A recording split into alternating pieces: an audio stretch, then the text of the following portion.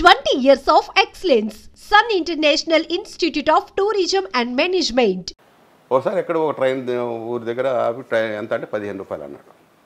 రోజు 3 పెట్లు 3 డబ్బాలు 45. మన సంపాదన ఏంటి? సంపాదన లేదు, అవసరం అయింది. 2 3 ఉన్నాయి దాంట్లో డబ్బాలు. అలా బయటపడేశాను అంతే. ఆల్మోస్ట్ ఒక 50 ఏళ్ళు అయింది అలా పడేసి. అప్పుడే అప్పటి నుంచి అప్పుడెప్పుడు షార్ట్ ఉంటే తీసుకోవడం అంతే. యాక్ట్ చేసేటప్పుడు అంతే.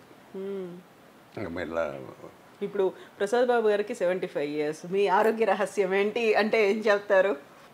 ఆలోచించద్దు దేని గురించి కూడా. ఫస్ట్ నేను చెప్పేది అదే పని ఆలోచించద్దు. హ్యాపీగా ఉండండి, కడుపు నిండా తినండి, అతిగా తినద్దు, అతిగా ఆలోచించద్దు. ఆలోచన ఉండాలి, అతిగా ఆలోచించద్దు. చాలు, ఇంకంతకని ఇంకేం అవ్వాలి. దేవుడికి పూజలు మెడిటేషన్ అవన్నీ వేస్ట్ అంట. దేవుడు నాకున్నాడు. నేను చేసిన హోమాలు, నేను చేసిన ఇన్ని అన్నీ కాదు. అంటే మా ఆవిడ ఉన్నంతకాలం పక్కన తను తోడు ఉండేది కాబట్టి ఇవన్నీ చేయించాను. ఇప్పుడు తను లేదు కాబట్టి ఇంకా అనవసరం, మనకి అవసరం అన్నది వచ్చేసింది. ఏం కోరాలి? అప్పుడే కోరలేదు, ఇప్పుడు ఏం కోరతాం? కోరికలు ఉంటేనే కదమ్మా కోరుకునేది. దేవుడి దగ్గర అప్పుడు వెళ్ళినా కూడా నేనేం కోరేవాడు కాదు, బయటకు వచ్చి అనేవాడు. నేనేంటి ఆయన ఏం అడగలేదు, మీరు అడిగినా అడగపోయినా ఆయన ఇచ్చేది ఇస్తాడు. ఎందుకు చేస్తూనే ఉంటాడు. తను మెడిటేషన్ బాగా చేస్తాను. మీరు మెడిటేషన్లు యోగాలు ఎన్నోసార్లు చెప్పేది. మెడిటేషన్ టెన్షన్ ఉంటే కదా, పీస్ఫుల్ మైండ్ కావాలనుకొని చెయ్యాలి, లేకపోతే ఎందుకు నేను ఆల్రెడీ ఎప్పుడు ఏం ఆలోచించను, ఇంకెందుకు నాకు అనేవాడిని. ఒకసారి పిల్లలు బాగా గొడవ చేసి, బాబా వీళ్ళు గొడవ ఎక్కువైపోయింది, నేను మెడిటేషన్ నాకు డిస్టర్బెన్స్గా ఉందని, బాగా డిస్టర్బ్ అయిపోతున్నాడు. అది నువ్వు గొడవ ఎందుకు అనుకుంటావు? దాని మ్యూజిక్ అనుకో, ఎంజాయ్ చెయ్యి. అది మ్యూజిక్లాగా అనుకో.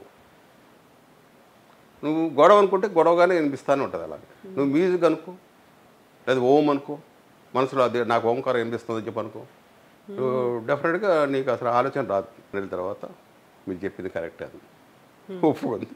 మరి మీరు కూడా ఎంత ఇదిగా మీరు ఆలోచిస్తే మీరు చేయొచ్చు కదా. నాకు అక్కర్లేదు అనిపిస్తుంది. దేని గురించి మెడిటేషన్ చెప్పు? మనశ్శాంతి కోసం అనుకుంటాం. నేను మనశ్శాంతిగా ఉన్నానుగా, హ్యాపీగా ఉన్నాను. టయానికి నాకు తిండి పెడుతున్నావు, టయానికి నాకు ఏం కావాలి, షూటింగ్లు ఉన్నాయి, ఇంకెందుకు నాకు ఇవన్నీ? ఏం కావాలి అన్నీ జరుగుతున్నాయి, ఇబ్బంది నేనే పడట్లా. 100% నాకు చాలు. ఏ డిస్టర్బెన్సెస్ లేవు, ఇంకా లేవు.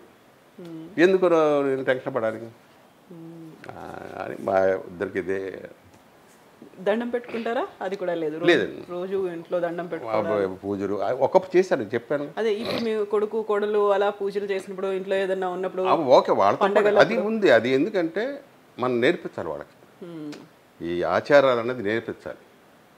లేదా మూర్ఖులా తయారవుతారు. భయం, దేవుడు అనేవాడు ఒక ఉన్నాడు భయం అని. నా మనవాడు పూజ చేయమంటాడు, దండం పెట్టుకున్నాను. ఈ శుక్లాంబరదం నేర్పిస్తా.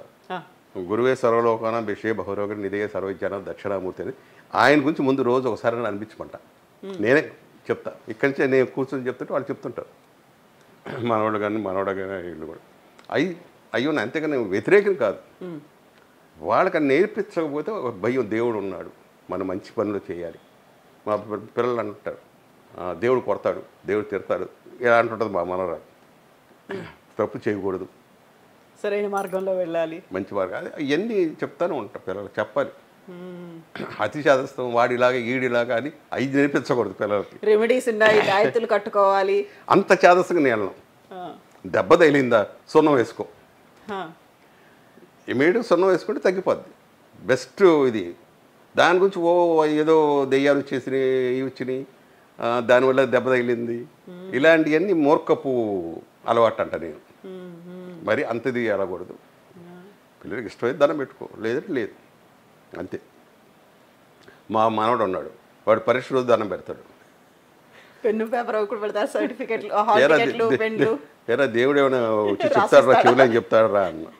కాదులే తాతయ్య వాళ్ళ పరీక్ష, వచ్చి కాడకి దండం పెడతాడు. మిగతా రోజులు పట్టించుకోడు పెద్దోడు మనవడు. అది మరి అలాంటివి మనం నేర్పించకూడదు పిల్లలకు. వీలంత వరకు ఒక మంచి చెబితే వాళ్ళు భవిష్యత్తుకు హెల్ప్ అవుతుంది. అదొక్కటే నా ఆలోచన అంతే. మిస్సెస్ ఎలా పోయారు? Heart attack. మా ఇంట్లో అదొక శాపం. చెప్పాను నేను అదే. ఇంకా నాకు బాకీలు ఉన్నాయి కాబట్టి నేను సేవ్ అయ్యా, లేదంటే అప్పుడు టబా అయిపోయినది. ఆ అబ్బాయి అలా మా ఫాదర్ అది హార్ట్ అటాక్ స్పాట్ అంతే. మా మదర్ అది. మీ ఆవిడ మా అమ్మ సెకండ్ డే వెళ్ళిపోయింది. ఆ, మీకు హార్ట్ అటాక్ వచ్చింది కదా షూటింగ్లో జరిగింది. అదే చెప్పాను మెరుకు రాగానే ఎవరికి ఇంకా నేను బైక్ ఉన్నాను అనుకొని వీడికి ఉన్నాను కాబట్టి అబ్బాయి కోసం అది కట్టించాలి, మళ్ళీ కట్టించి వాడుకోవాలి, లేదా ఇల్లు ఉండేదే కాదు. ఇవాళ కోట్లు అది, అప్పుడు 5 లక్షలు కొన్నది స్థలం వాల్యూ. మన తుళ్ళూరు అది ఇప్పుడు రాజధాని మంగళగిరి దగ్గర అలా పెరిగింది. అది అనుకోకుండా ముందే కొంటాం. ఇప్పుడు మనము ఎలాగో ఫ్యామిలీ గురించి మాట్లాడుకుంటున్నప్పుడు కొడుకు కోడలు, మీ వారసులుగా కొడుకు కూడా వచ్చాడు, అనుకోకుండా కోడలు కూడా ఇదే రంగం నుంచి వచ్చింది. బట్ వాళ్ళు సడన్గా మీరు ఎలా అయితే ఒక ఫుల్ స్టాప్ పెట్టాను అన్నట్టుగా వచ్చేసారు, ఫిల్మ్స్ సీరియల్స్ ఇవన్నీ వచ్చేసాయి, ఇంకా నా లైఫ్ ఇప్పుడు రిలాక్స్డ్గా ఉంటాను. మరి వాళ్ళు ఎందుకు ఉన్నట్టుండి సీరియల్స్ మానేశారు, సినిమాలు మానేశారు సడన్గా? నేను ఎప్పుడు కూడా నా కొడుకు చదువు పూర్తయిపోయిందా అడిగాడు, సినిమాలో చేరతానని. నీ దగ్గర ఏముంది చెప్పు ఫస్ట్, నువ్వు యాక్టర్వా కాదు, ఏమీ నేర్చుకోరా,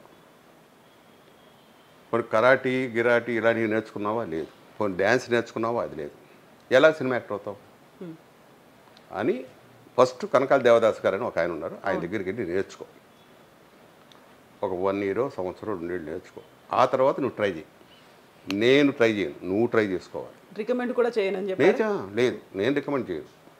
నేను చెప్తే ఇచ్చేస్తాను అనుకోబాకు, నీ టాలెంట్ చూసి వాళ్ళు ఇవ్వాలి అంటే. వాడు అలాగే చేరాడు ఈ 2-3 ఏళ్ళు. వాడిని అప్పుడప్పుడు మధ్యలో టెస్ట్ చేసేవాడిని, డైలాగు గట్టిగా చెప్తున్నావా, డిక్షన్ ఎలా ఉంది, జనంలో లాంగ్ నుంచి చెప్పాలంటే ఏ సౌండ్లో చెప్పాలి, దగ్గరుంటే ఏ సౌండ్లో చెప్పాలి అంటే చెప్పాడు. మాడ్యులేషన్స్ అన్ని చెక్ చేశాడు. ఓకే, దారిలో పడ్డాడులే. ఇంకా అది ఆ తర్వాత ఏదో సినిమాలు 2-3 సినిమాలు వచ్చినాయి, ఏదో పెద్ద ఇది కాల సీరియళ్ళు అడిగారు, దాంట్లో చేసు అది వృత్తే, తప్పేం కాదు, చేసుకో, నీకు ఇష్టం ఉన్నవాడు చేసుకో. ఆ తర్వాత అక్కడ చుట్టేయడం మొదలుపెట్టారు ఆ సీరియల్స్, వాడికి నచ్చలా. గబగబా అయిపోయిందని చెప్పి రోజుకి 7 సీన్లు 10 సీన్లు 20 సీన్లు 2 కెమెరాలు పెట్టి 3 కెమెరాలు పెట్టి తీసుకుని చుట్టేస్తున్నారు డాడీ గారు. నీకు ఇష్టం ఉంటే చెయ్యి, లేదు వేరే పని చేసుకో. అక్కడికి వెళ్ళామంటే మన పని ఆడు ఎలా చుట్టాడో మనకు అనవసరం.